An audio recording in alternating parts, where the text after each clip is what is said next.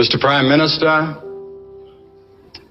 Mr. Thompson, Mr. Autry, Mr. Bessie, and distinguished guests that are here today at this university. I have been very moved by what has been said and learned a great deal today, firsthand about a problem that a prime minister or head of state faces in these days when we're calling for less government, and yet every special interest doesn't want you to touch them. Now, I'm very honored to be back here again this year, but I thought maybe I was getting a little older to be here this time. They say that middle age is when you're sitting at home on Saturday night and the telephone rings and you hope that it's not for you. And last night, as I was at the reception and the dinner, so many people said, "You're looking wonderful." Well, I knew what that meant.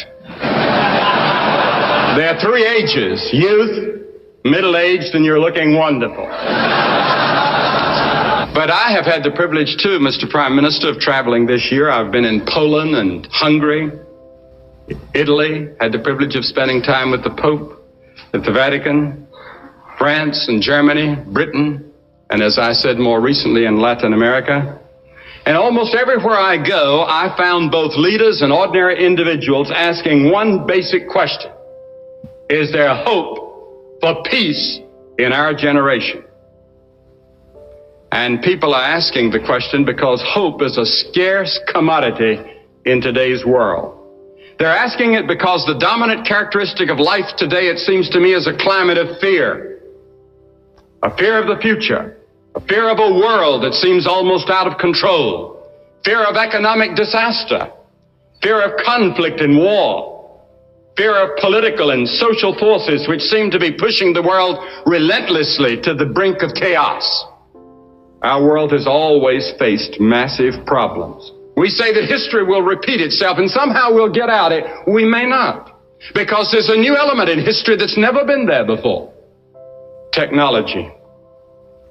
During World War II, Professor Albert Einstein helped bring a German photographer to the United States, and Einstein never liked his picture taken, and he never liked any picture he ever saw of himself.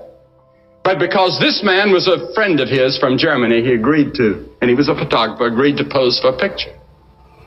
And they began to talk about the world, and Einstein was very sad. And he talked about his despair over his formula EMC2 and his letter to President Roosevelt that had made the atomic bomb possible, and that his scientific research had resulted in the death of so many human beings. And he grew silent. His eyes had a look of immense sadness. There was a question and a reproach in them. At that moment, the photographer took the picture. And that was the picture that Einstein liked most of all. And that's the picture you see of Einstein so often today. But in that moment, the photographer asked Einstein, "So you don't believe that there will ever be peace?" "No," said Einstein. "As long as there will be man, there will be wars." And yet, we're not just living through another period of history exactly like that of all others because of technology. What kind of leadership, you're leaders, all of you are leaders, what kind of leadership will it take to solve our problems? What must the characteristics of a true leader be in our world? I'd like to mention 4 today. And each of these are personal qualities of leadership. For I agree with Peter McLeod, the chairman and chief executive officer of Xerox. An executive's personal values play a role in his ability to lead others, he said. The first quality I mention is integrity. Integrity has to do with soundness, completeness, and unity and consistency. When we speak of integrity as a moral value, it means a man is the same on the inside as he claims to be on the outside. There's no discrepancy between what he says and what he does, between his walk and his talk. A man of integrity can be trusted, and he's the same person alone in his hotel room 1,000 miles from home as he is at church or in his community or home. And this is very important because I had at least 3 people last night tell me the problems they're having in their home with a child or between each other. And at your age, that becomes a great problem. especially if you travel. And integrity is indispensable in front of your children if you're to hold them and keep them. Tom Clausen, the president of the Bank of America, has said that integrity is not some impractical notion dreamed up by naive do-gooders. Our integrity is the foundation, the very basis of our ability to even do business. In a man's personal life, integrity provides confidence in the face of uncertainty. And one of the greatest chief executive officers of all time and political leaders of all time was King Solomon of Israel. And he wrote these words in the old book, Proverbs. He said, the man of integrity walks securely, but he who takes crooked paths is going to be found out. One of the greatest gifts that God gives a man is the ability to lie down at night satisfied with who he is and what he's done that day, because he's acted with integrity. And if you're to be a leader who makes a lasting and positive impact on our world, you must be a man of integrity or a woman of integrity. The second quality necessary for leadership is personal security. I do not mean this in the sense of physical security or job security, but I'm instead talking about personal emotional security that Dr. Menninger will talk to you about. The kind which comes from knowing and accepting who you are, why we're here, and where we're going. I do not believe that that kind of security comes from careers alone. Dr. Glenn Swager, a psychiatrist who conducts the executive seminars at the Menninger Clinic in Topeka, has said, the trouble with total devotion to a career is that businesses are not set up to provide emotional satisfaction. If the organization changes or your job changes, the emotional satisfaction you get from your work will decrease sharply, and you're left with no other source of support. And then when retirement comes, you have nothing else to do. His recommendation for avoiding that type of vulnerability is to diversify your emotional portfolio. And part of that diversification should include a proper emphasis on the spiritual aspect of life. You're not just a body and a mind. You're a spirit created in the image of God and for fellowship with God. And that's one reason that I believe the only real source of lasting personal security is to know God himself. Only in him do we find out who we are, why we're here, and where we're going. As a person comes to know God in a real and personal way, he becomes truly secure. And besides integrity and personal security, the third quality which is necessary in a leader is a sense of priority. This is the ability to separate the important from the unimportant, the critical from the trivial, vital from the insignificant, the eternal from the temporary.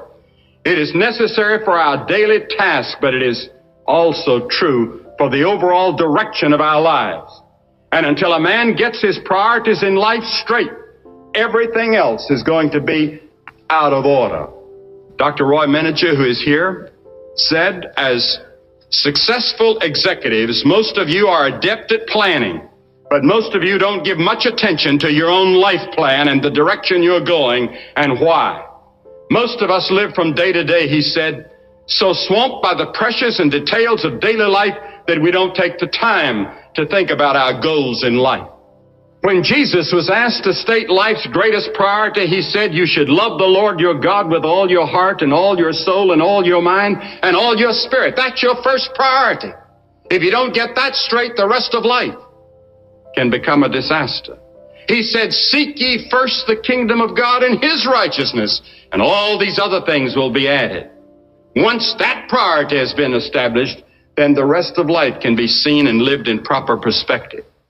Without a proper attitude toward God, everything else in life will eventually take on more importance than it's supposed to have. And it takes effort to establish and maintain the right priorities and goals. Then there's one final quality I would mention briefly, and the quality of vision. This is the quality of seeing what can be and ought to be done and how to get there. I'm sure you all know companies where management has lost its vision, and gradually the business deteriorates and becomes outmoded. But I have in mind here something greater than just vision for your business. Our world today desperately needs leaders of vision. Men and women who see the larger picture. They believe in the big picture. It's far too easy for any of us to become involved in a narrow, self-centered way in the pursuit of our own little goals. And that's why I like YPO. You have a big vision. You see the big picture of the whole world and all of its complexities in a way that few organizations do. A man that refuses that obligation is not a true leader, no matter how successful his balance sheet may be. As a Christian, I believe the highest vision we can have is the determination to do God's will in this world. And that means we thrust ourselves into the great issues of our day and accept the responsibility to be leaders in shaping the future. And so I challenge you today as leaders of our world and the world of tomorrow to be leaders of integrity, leaders of personal security, leaders with a sense of priority, and leaders with a vision. But most of all, as a Christian, I challenge you to be individuals who are committed to Jesus Christ. Because only in Him can you know what it fully means to have integrity, personal security, priority, and vision. And as we yield ourselves to Him and come to a personal relationship with Him and then walk day by day with Him and follow His Word, then we discover the qualities of leadership we need and also the strength we need. For He alone, of all the men of human history, exhibited these qualities of leadership perfectly in His own life. It's been said that when God made the oyster, He guaranteed it absolute economic and social security. He built the oyster in a house, his shell, to shelter and protect him from his enemies. And when hungry, the oyster simply opens his shell and food rushes in for him. He has freedom from want.